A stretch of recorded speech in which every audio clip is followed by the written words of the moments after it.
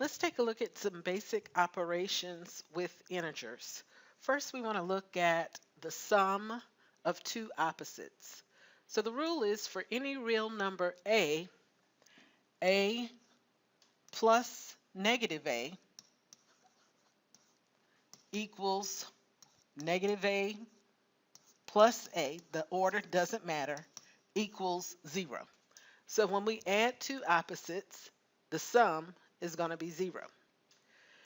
Okay, also we might need to look at a rule regarding adding a positive and a negative number. So it says we're going to take the absolute value of each number and find the difference between those two absolute values. The sign of the result is going to be the same as the sign of the number that has the larger or greater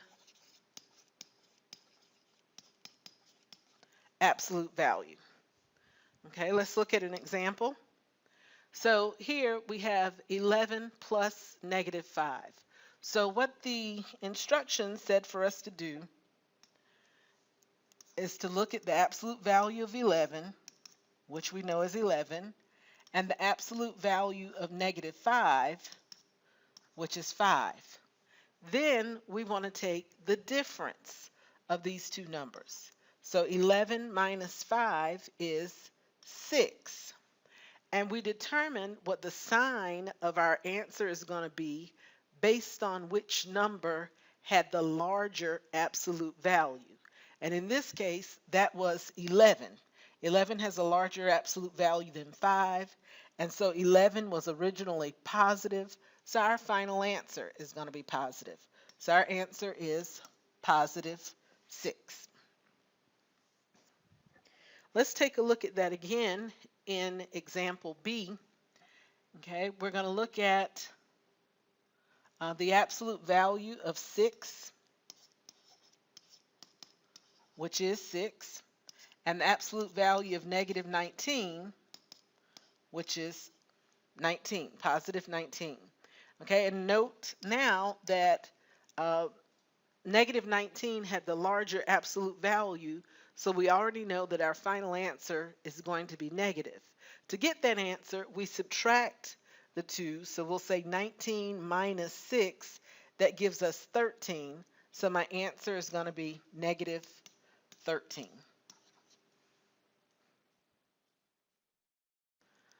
All right, in C, we've got two negative numbers, and we'll talk more about that in detail in just a second, but because they have the same sign, we're just going to add the two together and keep the negative sign. So this becomes negative 10. Okay, negative 7 plus negative 3 is negative 10. And then in D, we have two numbers that are opposites, negative 18 and positive 18. And so we had a rule that said the sum of opposites would be 0.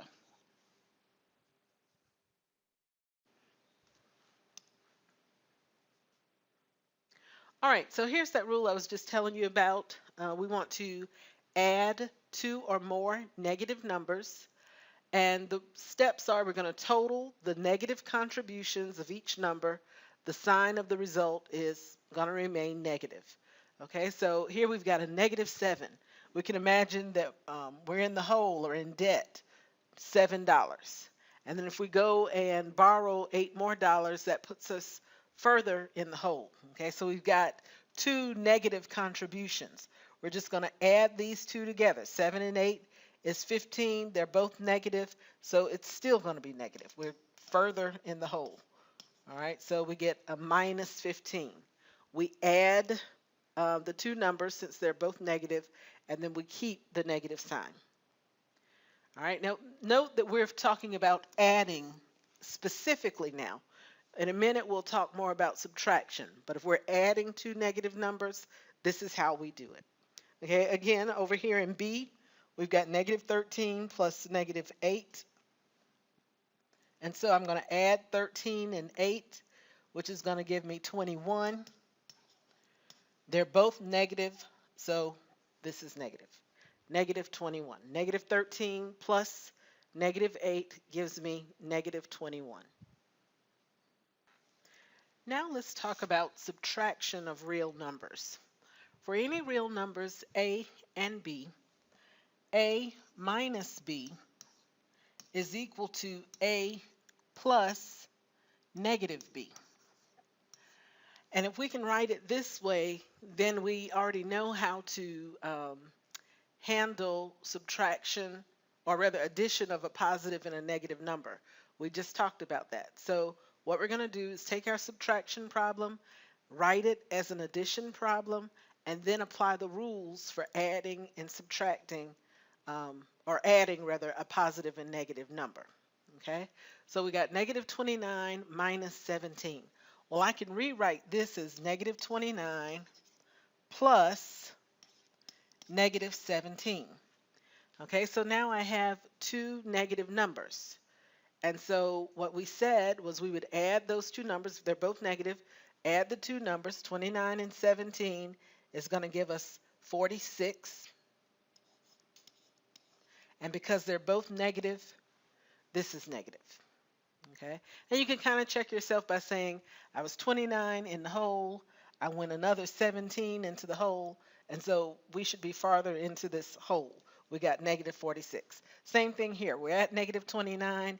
If I take from that, I take away 17 more, that puts us farther into this hole. Okay, all right, let's look at C. We've got 4 minus 9. Okay, so we could rewrite this as 4 plus negative 9. This time I get a positive number and a negative number. So I think about my rules for dealing with adding a positive and negative number. I'm going to look at the absolute value of both. So the absolute value of 4 is 4. The absolute value of negative 9 is 9. I'm going to find the difference. That's 5. And then we're going to choose the sign that goes with the one that has the larger absolute value. So we end up with negative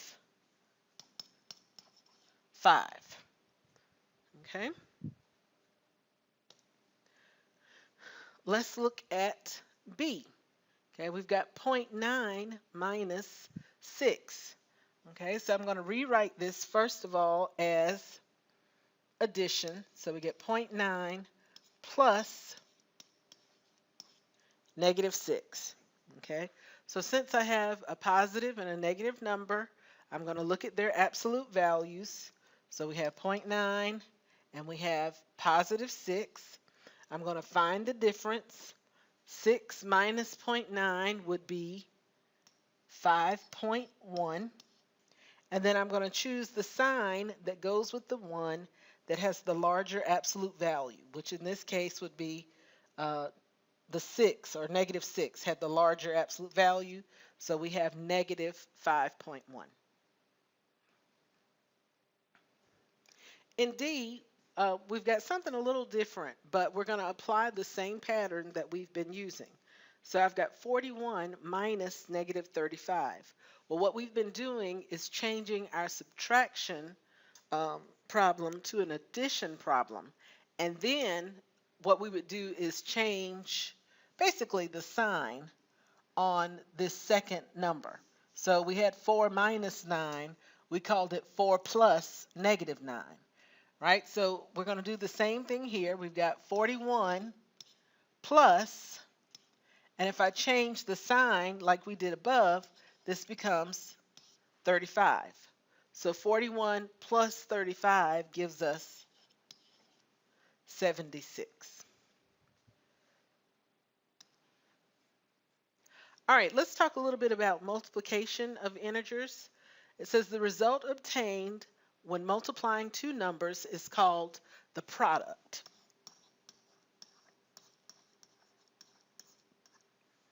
The numbers that are multiplied are called the factors.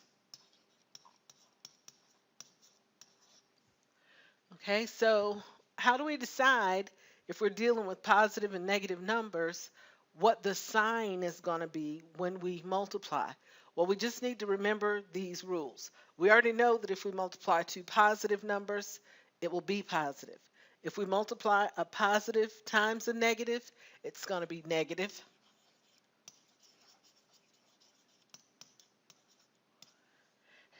And if we multiply negative times positive, it's still going to be negative. And if we multiply two negative numbers, it becomes positive.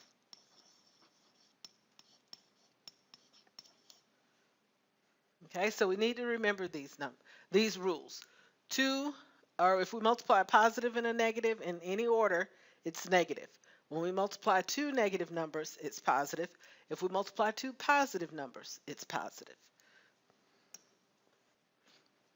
Okay, so let's try that out. Here we have 9 times negative 6. Well, we've got a positive and a negative, so we know our product is going to be negative.